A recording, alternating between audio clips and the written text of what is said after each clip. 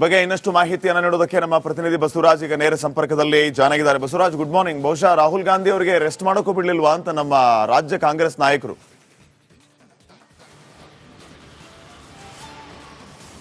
ಖಂಡಿತ ಈಗ ರೆಸ್ಟ್ ಮಾಡುವಂತ ಸಮಯ ಅಲ್ಲ.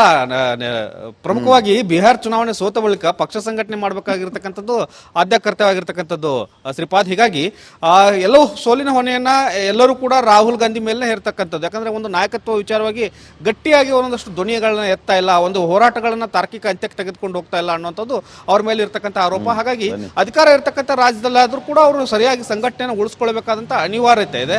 ಆ ನಿಟ್ಟಿನಲ್ಲಿ ನಿನ್ನೆ ಸಿಎಂ ಅವ್ರನ್ನ ಮತ್ತು ತೆಲಂಗಾಣ ಸಿಎಂ ಆಗಿರ್ತಕ್ಕಂಥ ರೇವಂತ್ ರೆಡ್ಡಿ ಅವ್ರನ್ನ ಕರೆದು ಮಾತಾಡಿರ್ತಕ್ಕಂಥದ್ದು. ಯಾವುದೇ ಕಾರಣಕ್ಕೂ ರಾಜ್ಯದಲ್ಲಿ ಇರ್ತಕ್ಕಂಥ ಸರ್ಕಾರಗಳು ಅಸ್ಥಿರವಾಗಬಾರ್ದು, ಆ ನಿಟ್ಟಿನಲ್ಲಿ ಕ್ರಮಗಳನ್ನು ತೆಗೆದುಕೊಳ್ಳಿ ಮತ್ತು ಭ್ರಷ್ಟಾಚಾರಕ್ಕೆ ಒಂದಷ್ಟು ಕಡಿವಾಣ ಹಾಕುವಂಥ ಕೆಲಸಗಳನ್ನು ಆಗಲೇಬೇಕು. ಯಾರದೇ ಮೇಲೆ ಭ್ರಷ್ಟಾಚಾರದ ಆರೋಪಗಳು ಬಂದರೂ ನಿರ್ದಾಕ್ಷಿಣ್ಯವಾದಂಥ ಕ್ರಮಗಳನ್ನು ತೆಗೆದುಕೊಳ್ಳಿ ಅನ್ನುವಂಥ ನಿಟ್ಟಿನಲ್ಲಿ ಒಂದು ಚರ್ಚೆ ಮಾಡಿರ್ತಕ್ಕಂಥದ್ದು. ಇದ್ರ ಜೊತೆಗೆ ಸಚಿವ ಸಂಪುಟ ಪುನರ್ರಚನೆಗೆ ಕೂಡ ಅವಕಾಶ ನೀಡಿದ್ದಾರೆ ಅನ್ನುವಂಥದ್ದು ಮತ್ತು ಬಹಳ ಪ್ರಮುಖವಾಗಿ ರಾಜ್ಯದ ಮುಖಂಡರುಗಳ ಜೊತೆ, ಅದರಲ್ಲೂ DCM ಅವ್ರ ಜೊತೆ ಚರ್ಚೆ ಮಾಡಿ ನೀವು ದೆಹಲಿಗೆ ಬನ್ನಿ ಶಾರ್ಟ್ ಲಿಸ್ಟ್ ಮಾಡಿಕೊಂಡು ಅನ್ನುವಂಥದ್ದು. ಹಾಗಾಗಿ ಈಗ ಸಿದ್ದರಾಮಯ್ಯ ಅವರ ಮುಂದೆ ಒಂದಷ್ಟು ಸವಾಲುಗಳಿದ್ದಾವೆ, ಎಲ್ಲರನ್ನೂ ಒಪ್ಪಿಸ್ಕೋಬೇಕಾಗಿರ್ತಕ್ಕಂಥದ್ದು. ಒಂದು ವೇಣುಗೋಪಾಲ್, ಸುರ್ಜೇವಾಲಾ, ಅದರ ಜೊತೆಗೆ DCM DK ಶಿವಕುಮಾರ್ ಮತ್ತು AICC ಅಧ್ಯಕ್ಷರಾದಂಥ ಮಲ್ಲಿಕಾರ್ಜುನ್ ಖರ್ಗೆ ಅವರನ್ನ ಒಪ್ಪಿಸಿಕೊಂಡು ಈಗ ಸಚಿವ ಸಂಪುಟ ಪುನರ್ರಚನೆ ಮಾಡಬೇಕಾಗಿದೆ. ಯಾಕಂದರೆ ರಾಹುಲ್ ಗಾಂಧಿ ಅವರು ಗ್ರೀನ್ ಸಿಗ್ನಲ್ ಕೊಟ್ಟ ಬಳಿಕ ಎಷ್ಟು ಜನನ ಕೈ ಬಿಡಬೇಕು, ಎಷ್ಟು ಜನನ ಸೇರಿಸಬೇಕು, ಅದರಲ್ಲೂ ಜಾತಿವಾರು ಪ್ರಾಂತ್ಯವಾರು ಅನ್ನೋ ಹಿರಿತನದ ಆಧಾರದ ಮೇಲೆ ಮತ್ತು ಕಿರಿಯರನ್ನು ಕೂಡ ಒಳಗೊಂಡಂತೆ ಸಚಿವ ಸಂಪುಟ ಪುನರ್ರಚನೆ ಆಗಬೇಕಾಗಿದೆ.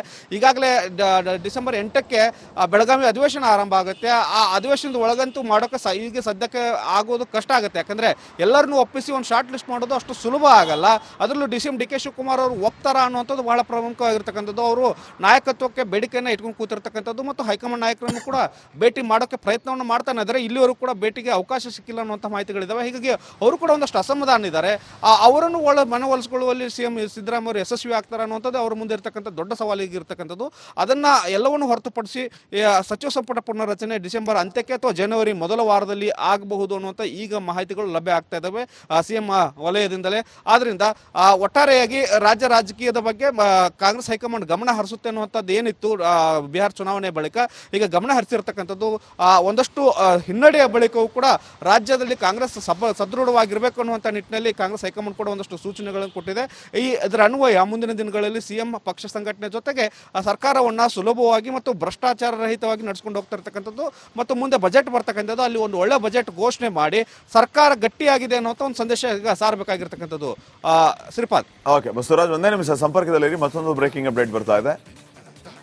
ಈ ಬಗ್ಗೆ ಇನ್ನಷ್ಟು ಮಾಹಿತಿಯನ್ನು ನೀಡೋದಕ್ಕೆ ನಮ್ಮ ಪ್ರತಿನಿಧಿ ಬಸವರಾಜ್ ಈಗ ನೇರ ಸಂಪರ್ಕದಲ್ಲಿ ಜಾಯ್ನ್ ಆಗಿದ್ದಾರೆ. Basavaraj, good morning. ಬಹುಶಃ ರಾಹುಲ್ ಗಾಂಧಿ ಅವರಿಗೆ ರೆಸ್ಟ್ ಮಾಡೋಕ್ಕೂ ಬಿಡ್ಲಿಲ್ವಾ ಅಂತ ನಮ್ಮ ರಾಜ್ಯ ಕಾಂಗ್ರೆಸ್ ನಾಯಕರು?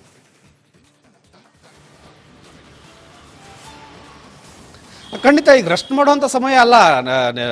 ಪ್ರಮುಖವಾಗಿ ಬಿಹಾರ್ ಚುನಾವಣೆ ಸೋತ ಬಳಿಕ ಪಕ್ಷ ಸಂಘಟನೆ ಮಾಡಬೇಕಾಗಿರ್ತಕ್ಕಂಥದ್ದು ಆದ್ಯ ಕರ್ತವ್ಯವಾಗಿರ್ತಕ್ಕಂಥದ್ದು ಶ್ರೀಪಾದ್. ಹೀಗಾಗಿ ಎಲ್ಲೋ ಸೋಲಿನ ಹೊಣೆಯನ್ನ ಎಲ್ಲರೂ ಕೂಡ ರಾಹುಲ್ ಗಾಂಧಿ ಮೇಲೆ ಹೇರ್ತಕ್ಕಂಥದ್ದು. ಯಾಕಂದ್ರೆ ಒಂದು ನಾಯಕತ್ವ ವಿಚಾರವಾಗಿ ಗಟ್ಟಿಯಾಗಿ ಒಂದಷ್ಟು ಧ್ವನಿಗಳನ್ನ ಎತ್ತಾ ಇಲ್ಲ, ಒಂದು ಹೋರಾಟಗಳನ್ನ ತಾರ್ಕಿಕ ಅಂತ್ಯಕ್ಕೆ ತೆಗೆದುಕೊಂಡು ಹೋಗ್ತಾ ಇಲ್ಲ ಅನ್ನುವಂಥದ್ದು ಅವ್ರ ಮೇಲೆ ಇರ್ತಕ್ಕಂಥ ಆರೋಪ. ಹಾಗಾಗಿ ಅಧಿಕಾರ ಇರ್ತಕ್ಕಂಥ ರಾಜ್ಯದಲ್ಲಾದ್ರೂ ಕೂಡ ಅವರು ಸರಿಯಾಗಿ ಸಂಘಟನೆಯನ್ನು ಉಳಿಸ್ಕೊಳ್ಬೇಕಾದಂತ ಅನಿವಾರ್ಯತೆ ಇದೆ.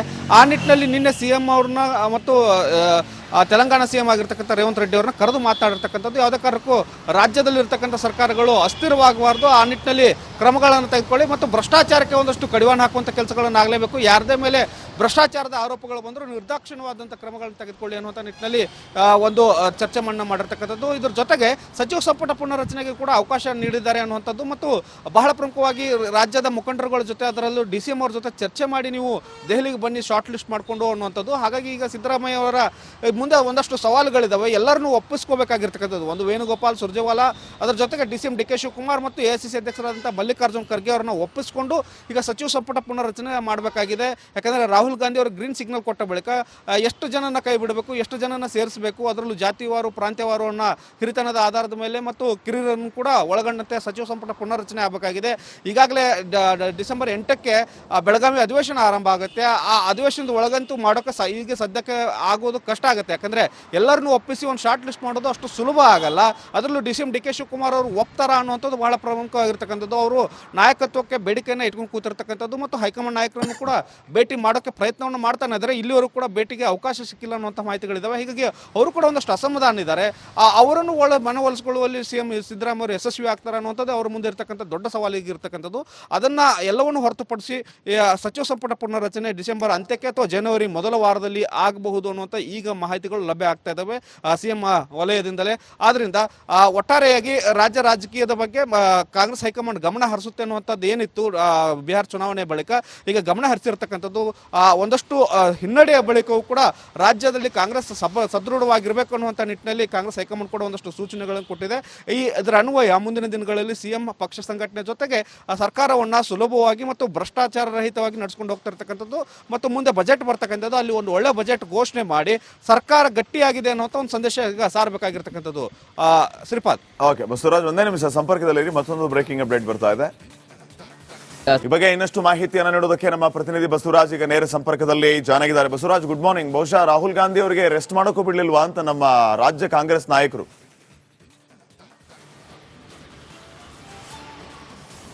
ಖಂಡಿತ ಈಗ ರೆಸ್ಟ್ ಮಾಡುವಂತ ಸಮಯ ಅಲ್ಲ. ಪ್ರಮುಖವಾಗಿ ಬಿಹಾರ್ ಚುನಾವಣೆ ಸೋತ ಬಳಿಕ ಪಕ್ಷ ಸಂಘಟನೆ ಮಾಡಬೇಕಾಗಿರ್ತಕ್ಕಂಥದ್ದು ಆದ್ಯ ಕರ್ತವ್ಯವಾಗಿರ್ತಕ್ಕಂಥದ್ದು ಶ್ರೀಪಾದ್. ಹೀಗಾಗಿ ಎಲ್ಲವೂ ಸೋಲಿನ ಹೊಣೆಯನ್ನ ಎಲ್ಲರೂ ಕೂಡ ರಾಹುಲ್ ಗಾಂಧಿ ಮೇಲೆ ಇರ್ತಕ್ಕಂಥದ್ದು. ಯಾಕಂದ್ರೆ ಒಂದು ನಾಯಕತ್ವ ವಿಚಾರವಾಗಿ ಗಟ್ಟಿಯಾಗಿ ಒಂದಷ್ಟು ಧ್ವನಿಗಳನ್ನ ಎತ್ತಾ ಇಲ್ಲ, ಒಂದು ಹೋರಾಟಗಳನ್ನ ತಾರ್ಕಿಕ ಅಂತ್ಯಕ್ಕೆ ತೆಗೆದುಕೊಂಡು ಹೋಗ್ತಾ ಇಲ್ಲ ಅನ್ನುವಂಥದ್ದು ಅವ್ರ ಮೇಲೆ ಇರ್ತಕ್ಕಂಥ ಆರೋಪ. ಹಾಗಾಗಿ ಅಧಿಕಾರ ಇರ್ತಕ್ಕಂಥ ರಾಜ್ಯದಲ್ಲಾದ್ರೂ ಕೂಡ ಅವರು ಸರಿಯಾಗಿ ಸಂಘಟನೆಯನ್ನು ಉಳಿಸ್ಕೊಳ್ಬೇಕಾದಂತ ಅನಿವಾರ್ಯತೆ ಇದೆ.